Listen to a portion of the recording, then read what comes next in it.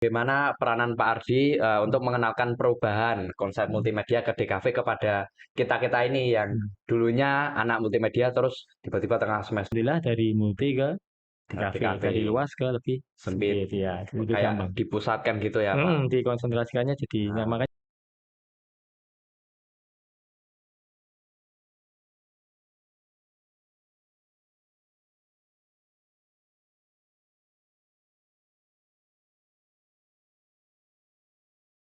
Assalamualaikum warahmatullahi wabarakatuh. Waalaikumsalam warahmatullahi wabarakatuh.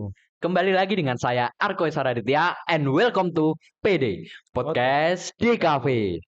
Nah, sebelum lanjut ke videonya, jangan lupa subscribe channel kita dan ikuti akun kita di link Spotify yang ada di deskripsi. Hari ini kita kedatangan tamu spesial dari SMK 4 Negeri Semarang. Beliau merupakan ketua jurusan Desain Komunikasi Visual yang menjabat sekarang. Perkenalkan, di samping saya Pak Ardi Kurniawan. Nah, Pak Ardi, eh, bagaimana rasanya menjabat menjadi ketua DKV? Ya baik, sebelumnya saya kenalan dulu ya Mas ya. Nah, Ya, boleh. perkenalkan nama saya Ardi Kurniawan. Alhamdulillah untuk semester ini saya dipercaya oleh sekolah untuk menjabat sebagai ketua program keahlian DKV. Tadi gimana pertanyaannya? Perasaannya ya. Perasaan menjadi Perasaan menjadi ketua program keahlian itu ya berat Mas ya. Bagi cukup. saya kan bukan tipikal pemimpin ya. Tapi karena ini tugas dari sekolah ya, saya berusaha semaksimal mungkin untuk melayani siswa-siswa dan untuk melayani Bapak Ibu guru DKV ini dengan baik dan dan bertanggung jawab lah gitu. Gitu ya. Nah, untuk ketua jurusan DKV sendiri itu setiap tahun ada perubahan atau beberapa tahun atau gimana Pak sistemnya untuk Oh iya, baik. Untuk apapun ya jabatan di SMK Negeri 4 Semarang ini itu pergantian itu setiap tahun diadakan nganu, pergantian ya dan pemindahan. Ada yang tetap menjabat, ada yang berganti, ada yang reshuffle ya. Ada yang tukar jabatan tadinya jadi ketua kompetensi keahlian, kemudian berubah menjadi ketua apa itu ada. Jadi nah, setiap tahun itu diadakan reshuffle pergantian ya. Ada yang tetap, ada yang menjabat yang baru, ada yang juga istirahat, tidak menjabat apa-apa. Heeh. berarti sistemnya kayak rapat gitu ya Pak, dirundingkan gitu setahun sekali semua ketua jurusan atau semua guru langsung atau sistemnya? Eh, ada ada dari Bapak Kepala Sekolah gitu. Bapak Kepala Sekolah untuk menunjuk para wakilnya, kemudian wakilnya itu memiliki bawahan ya, jabatan struktural yang di bawahnya. Ya, beliau-beliau yang wakil ini memilih pantasnya siapa nih yang menjadi, misalkan kalau kita, misalkan untuk jurusan untuk KPK ditentukan Pak ini Nah, atas masukan dari Bapak Kepala Sekolah, kemudian berunding dari kita juga tidak terlibat di situ ya, oh, jadi mungkin dirundingkan dengan pejabat-pejabat yang lain untuk menentukan KPK-nya siapa, kemudian dari KPK-nya sudah kepilih menentukan mungkin sekretaris jurusannya siapa dan lain sebagainya ke bawah gitu.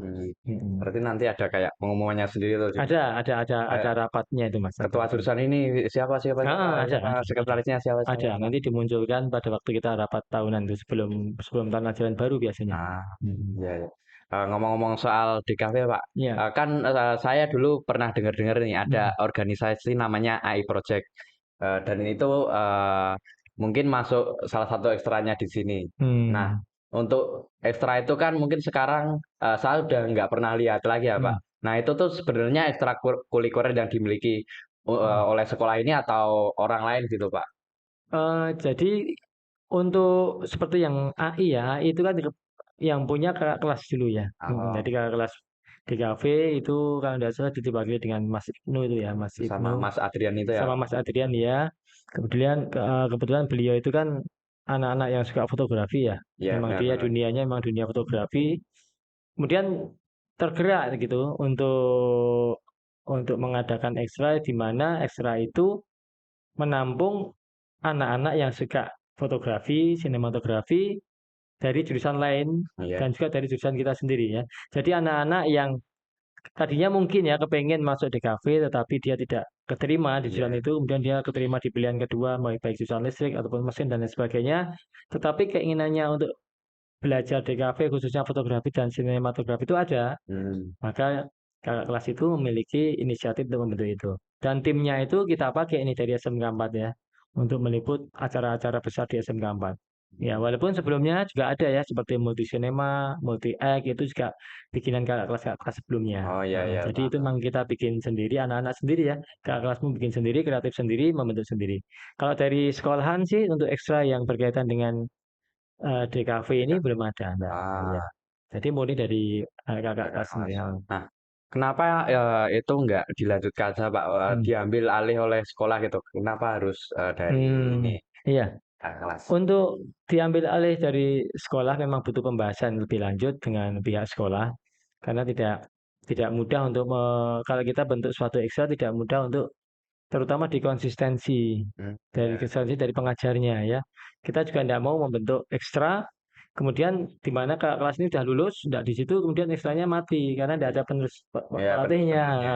Beda dengan ekstra-ekstra yang lain karena ekstra-ekstra yang lain itu pelatihnya sama dari dulu Hmm. setelah apa 1 tahun yang ada yang lulus pelatihnya kan ada yang dari luar ada yang sebagian dari kita kan tapi kan masih di sini pelatihnya ya jadi bisa tapi kalau untuk ekstra DKP itu kita belum menemukan guru untuk melatih itu Ya, sampai terus gitu bukan bukan hanya 1 tahun selesai terus ya mungkin ke depan nanti kita kasih masukan ke sekolah ya ya bisa bisa. ya Kita mengasampingkan AI project dulu ini Pak. ya Eh, kan ini akhir-akhir ini kan jurusan multimedia khususnya kan diubah menjadi mm, desain komunikasi visual.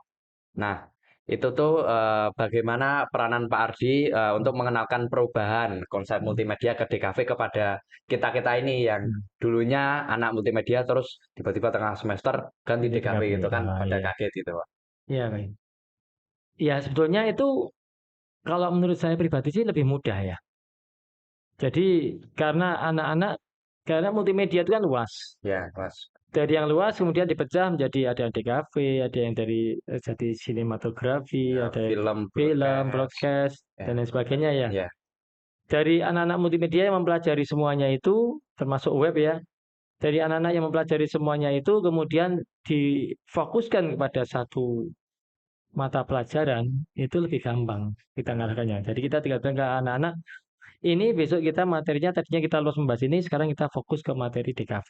Nah, itu lebih gampang ya. ya. Daripada dari yang lebih sempit ke luas. Yang Mas, tadinya anak-anak itu DKV kemudian kita rubah ke multimedia multimedia yang mempelajari untuk ini yang mempelajari materialnya lagi. jaringan, ya Ya, mempelajari walaupun secara tidak mendalam ya. ya, Jaringan, ada RPL, ada coding, ada teknik pengambilan gambar itu jadi masih lebih sulit. Tapi kita alhamdulillah dari multi ke DKV DKV dari luas ke lebih sempit sempit ya lebih kayak gampang dipusatkan gitu ya Pak. dikonsentrasikannya jadi nah, Nah, makanya namanya sekarang kan konsentrasi keahlian nah, DKV konsentrasi ya ya. Berarti kayak hmm. perkuliahan gitu Pak. Misal jurusan film terus ada prodinya ini, Prodinya ini. itu Nah, ya terus betul kita suruh milih yang yang mana mana gitu. gitu Tapi ini versi SMK gitu ya nanti Pak. SMK ya Ya, ya, ya. Eh, Nah, berhubung perubahan ini dilakukan baru-baru ini, Pak, yang hmm. mungkin masih banyak orang yang dulu tahunya tuh jurusan multimedia Multimedia ya, Pak.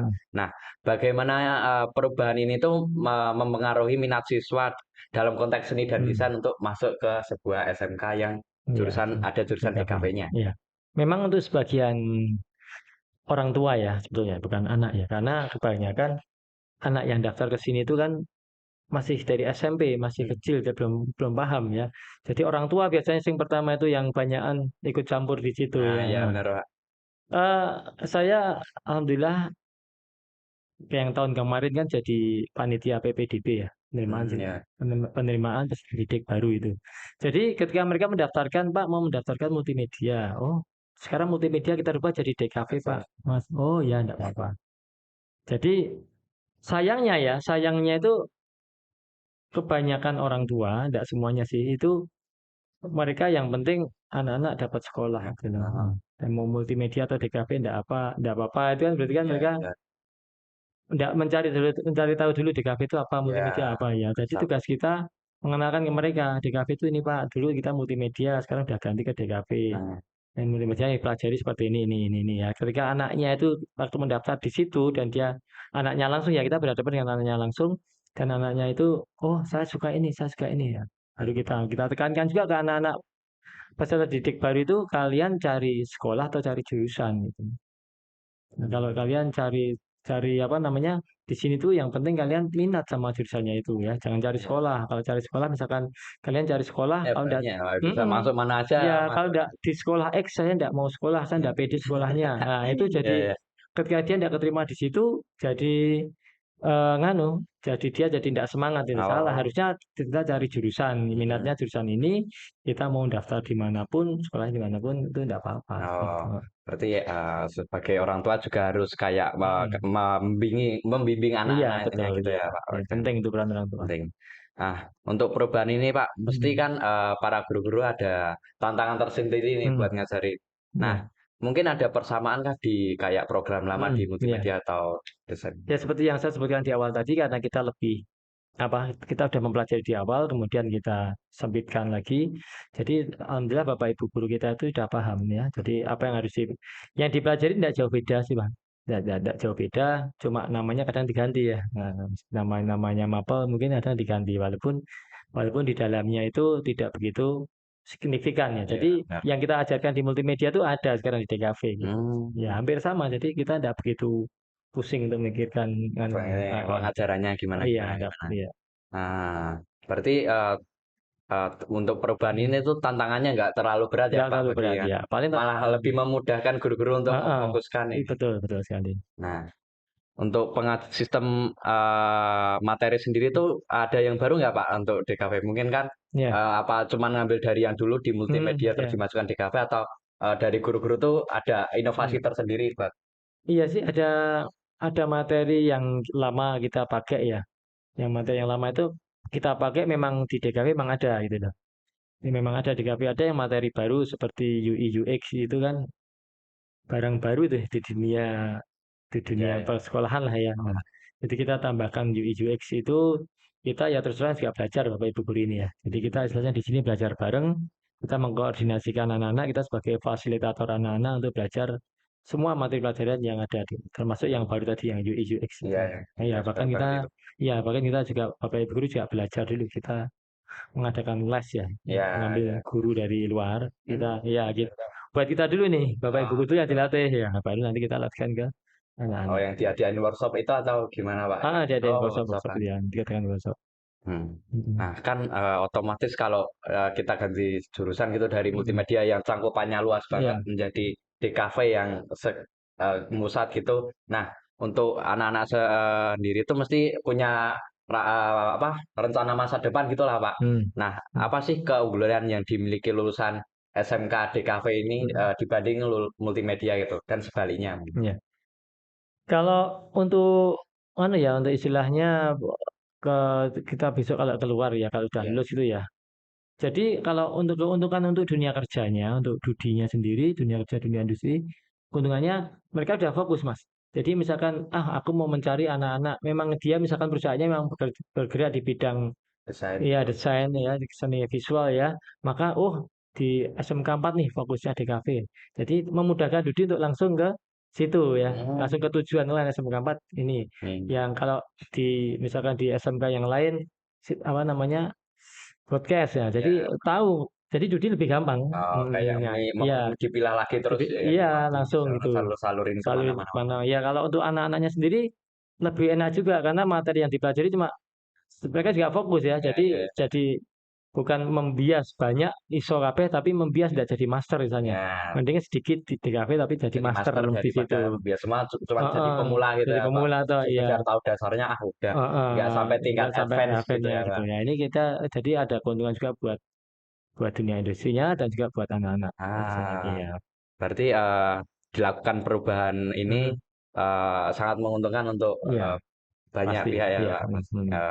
Nah, terakhir nih Pak, sebagai ketua jurusan Hmm. DKV yang baru nih, apa yang Pak Ardi lihat sebagai masa depan jurusan DKV di SMK 4 ini dan bagaimana rencana ke depannya untuk meningkatkan kualitas jurusan Hmm. ini agar dipandang baik di kalangan siswa-siswa? Ya, untuk DKV nih ya, untuk dunia DKV ini memang saat-saat ini memang kan Mas, banyak dicari ya istilahnya di dunia entertain dan lain sebagainya, dunia cetak, dunia apapun masih banyak tenaga apa dibutuhkan tenaga kerja di bidang itu. Oh ya, Heeh. benar. Jadi untuk mempersiapkan itu kami dari jurusan ya, tidak hanya saya dengan Bapak Ibu guru yang lain, itu memang harus mempersiapkan output-output yang siap kerja ya. Dengan cara bagaimana kita ajarkan materi-materi, kita adakan sinkronisasi dengan dunia usaha, dunia industri. Jadi Hmm. kurikulum kita itu apa sih yang diperlukan di luar tuh apa sih gitu loh. Oh Di ya. perusahaan tuh bikin apa sih?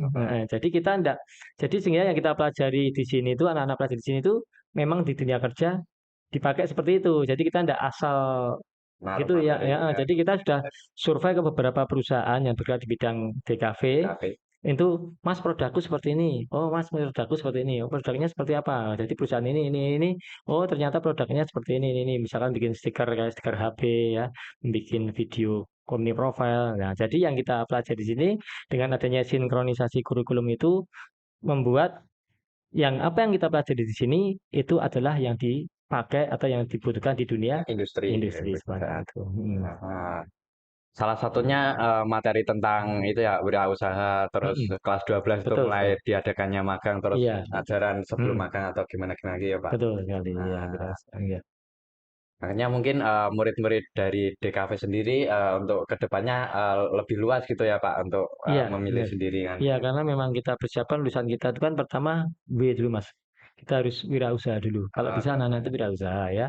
Kemudian nggak bisa terus bekerja. Kalau nggak bisa ya bekerja ya, Mas ya. Bener. Itu kalau nggak bisa ya satu lagi melanjutkan. Jadi anak-anak kita cuma tiga itu. Kalau nggak berwirausaha, kalau nggak bekerja ya melanjutkan. Lanjutkan. Ya kita siapkan anak-anak semacam itu. Tapi kita utamakan anak-anak itu lulus bisa wirausaha sendiri. Nah, Sehingga menjadikan anak SMK itu lulus sudah mampu untuk menghidupi dirinya dirinya sendiri sendiri, ya. menciptakan lapangan kerja yang baru, sehingga bisa mereka punya perusahaan yang besar, bisa menarik adik-adiknya untuk Adiknya. bekerja di sana. So, Mendidik seorang anak hmm, menjadi seorang pengusaha usaha ke iya, depannya. entrepreneur ya gitu. Ya benar-benar. Ya. Berarti kalau jurusan DKV itu mungkin kedepannya bisa masuk kayak merangkup ke akuntansi atau ke manajemen atau itu nggak Pak Hmm, biasanya? kalau belajar di pengalaman kakak kelas yang lain ya, yang mereka sudah memiliki komunitas sendiri ya, misalkan kayak tadi multi X dan lain sebagainya, anak-anak ketika mereka lulus, ilmu DKV-nya udah dapat nih di sini. Iya. Ilmu multimedia DKV-nya udah dapat di sini. Apalagi nih ilmu yang bisa dipakai ya yang bisa dicari untuk membentuk suatu perusahaan. Ah ya, Pastinya bukan masalah DKV lagi. Ya. ya Misalkan kalian misalkan besok lulus kemudian dapat apa? Ada 5 anak ini ya atau 6 bekerja sama kalian. Ya pastinya jangan mengambil DKV lagi. Karena yang dipelajari menurut pengalaman kita itu yang dipelajari itu juga sudah dipelajari di SMK, ya maka belajarlah manajemen, maka belajarlah akuntansi. akuntansi public relation sehingga nanti kumpul bersama lagi itu bentuk suatu perusahaan dengan ilmu-ilmu yang sudah komplit Nah, seperti itu ya benar-benar. Itu salah satu strategi strategi yang ya benar ya. baik ke sana. Nah, nah mungkin sudah banyak yang kita sampaikan kepada penonton dan mungkin banyak sekali ilmu-ilmu yang disampaikan oleh Pak Ardi kepada para pemirsa. Kesimpulannya jadi jurusan DKV itu nggak asal jurusan DKV, nggak oh dari multimedia nih dari ke DKV, nggak jelek-jelek juga malah itu lebih bagus. Jadi kita tuh memfokuskan dari semuanya dari pelajaran jaringan atau yang kita pelajari di jurusan multimedia. Nah kita dibagi lagi nih menjadi desain desain sendiri, jaringan sendiri, coding sendiri. Nah, itu mungkin akan lebih memudahkan Iya, kita Pak untuk kedepannya iya, prospek masa depannya mau bagaimana. betul. Nah, Dan mempermudah dunia industri juga ya untuk ya bener. Nah, jadi efeknya tuh nggak dari kita nggak di hmm, sekolah aja, berarti sampai ke industri industri-industri betul juga ya ya. Pak. Pasti sudah perubahan ini sudah dipikirkan pemerintah ya itu jadi. Pemerintah. Ya. Oke, saya nggak akan banyak berkata-kata lagi karena kita sudah menyampaikan semuanya dan saya pamit undur diri. Mungkin selama perbincangan dengan Pak Ardi ada salah-salah kata, saya mohon maaf. Dan close podcast DKV. Wassalamualaikum warahmatullahi wabarakatuh. Waalaikumsalam warahmatullahi wabarakatuh.